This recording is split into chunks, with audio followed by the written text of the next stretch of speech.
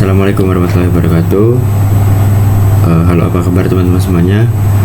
Semoga teman-teman semuanya dalam keadaan yang baik, sehat, dan juga bahagia. Oke, kita akan lanjutkan lagi video algoritma pemrograman ya. Kali ini kita mulai move atau berpindah dari bahasa Python ke bahasa C++. Bahasa pemrograman C++ itu adalah tingkat lanjut untuk robotika ya. Jadi C++ ini adalah bahasa utama di banyak sistem robotika modern, termasuk Arduino, ROS, embedded system, dan sistem real time.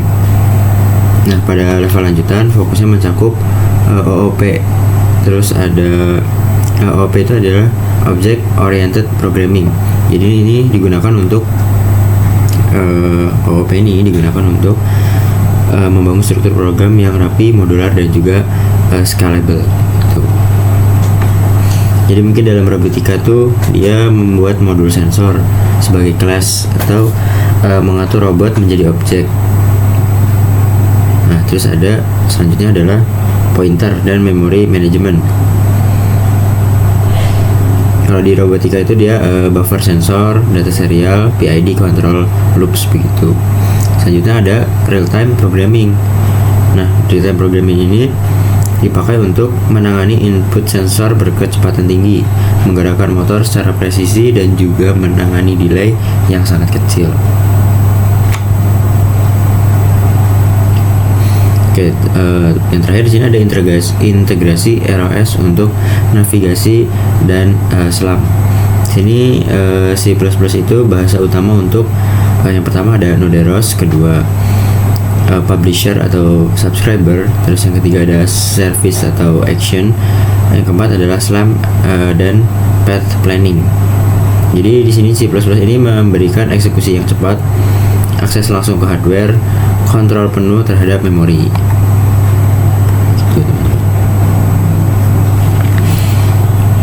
Nah, jadi memang bahasa pemrograman lain yang perlu dipahami selain Python adalah bahasa C ini. Kenapa? Karena karakteristiknya dia itu bahasa tingkat rendah, terus sangat dekat dengan hardware dan dipakai untuk microcontroller. Nah, kelebihannya itu cepat, efisien, dan kontrol penuh pada memori. Nah, untuk perannya di dalam robotika itu dia pemrograman microcontroller, AVR, PIC, PIC, firmware sensor, driver motor, dan sistem real time gitu.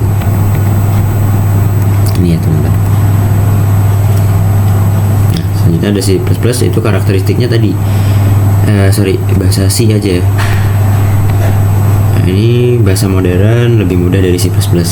Dipakainya di dalam Windows ya, Windows, Unity, dan .NET. Kelebihannya OOP-nya kuat, terus cocok untuk simulasi robot. Nah, apa sih perannya dalam robotika gitu? Itu membuat simulasi robot di Unity atau dan juga Human Machine Interface atau HMI. Selanjutnya ada aplikasi kontrol visual robot di PC. Selanjutnya ada bahasa Java ya. Karakteristiknya mirip C++ tapi lebih aman dan juga portable, dan perjalanannya di JVM atau Java Virtual Machine. Kelebihannya adalah multi-platform, library-nya juga banyak, dan juga aman untuk pemula. Nah, di sini juga bisa dipakai dalam robotika untuk aplikasi monitoring, robot edukasi, dan juga back-end sistem IoT robotik. Nah, selain Java ada JavaScript. Apa itu JavaScript? Nah, ini tuh adalah bahasa utama dari web browser ya teman-teman.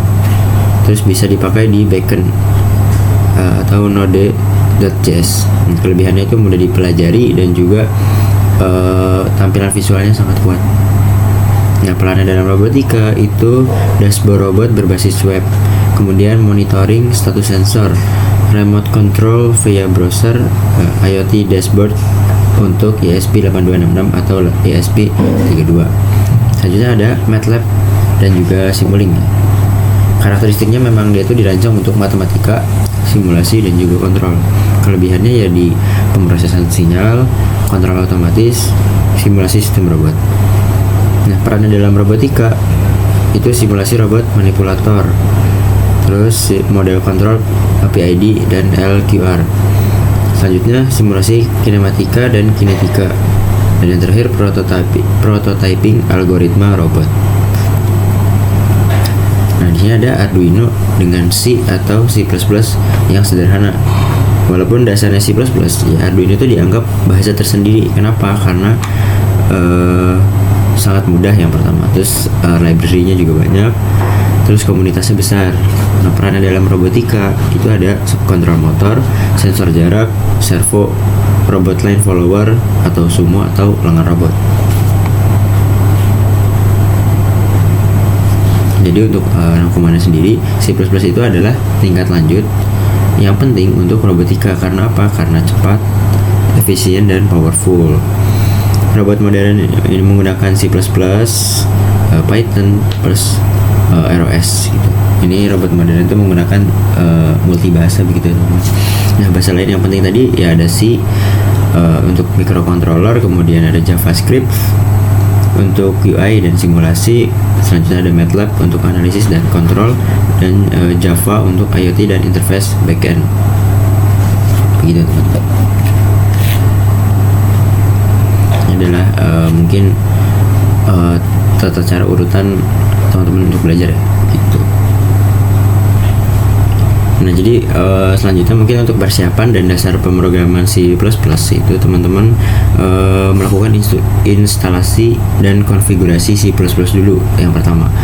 Jadi untuk memulai belajar C++, langkah pertamanya adalah menyiapkan compiler dan IDE. Ya, yang pertama adalah install compiler. Nah, compiler yang paling umum itu adalah MinGW untuk Windows, sedangkan untuk Linux ada GCC atau G++.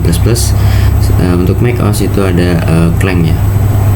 Nah, compilernya itu berfungsi untuk apa? Untuk mengubah kode C++ menjadi program yang bisa dijalankan. Terus bisa juga mengecek error coding.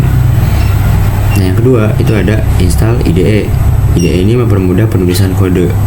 Pilihan yang populernya itu adalah VS Code ya. Paling fleksibel dan ringan ya. Terus ada Code Blocks, Dev C++, C Client gitu. Ini C Client ini untuk dia itu paling powerful tapi berbayar ya gitu. Nah, untuk pemula mungkin bisa menggunakan VS Code gitu.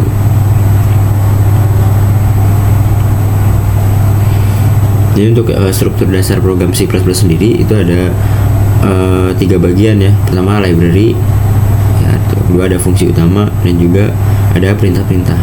Untuk variabel dan tipe datanya sendiri sama seperti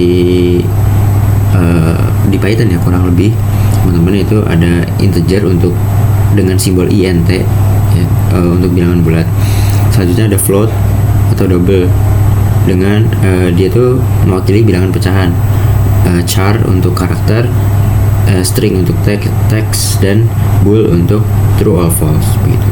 Nah, untuk input dan outputnya C++ itu menggunakan cout untuk menampilkan output dan cin untuk menerima input. Selain itu juga ada operator aritmatika, logika, dan operator perbandingan. Juga ada percabangan if else juga sama teman-teman, untuk misalkan ya seperti menentukan kategori usia atau memutuskan langkah program. Nah, selanjutnya juga ada perulangan atau looping. Jadi memang di setiap setiap pemrograman itu akan dilakukan atau adanya looping ya, sesuai kebutuhan begitu teman-teman. Jenis loopingnya itu apa aja? Ada for, ada while, dan do titik while begitu ya. Selanjutnya ada function atau fungsi. Itu blok kode yang dapat dipanggil berulang kali. Buat apa sih? Nah, fungsinya untuk ya supaya kode itu menjadi lebih coding itu lebih rapi dan terstruktur dan mudah di-debug, dan juga dapat digunakan kembali. Selanjutnya ada komentar ini ya hanya sekadar penamaan lah mungkin ya teman-teman, dan teman-teman dikasih garis miring 2 kali udah jadi komentar yang pendek.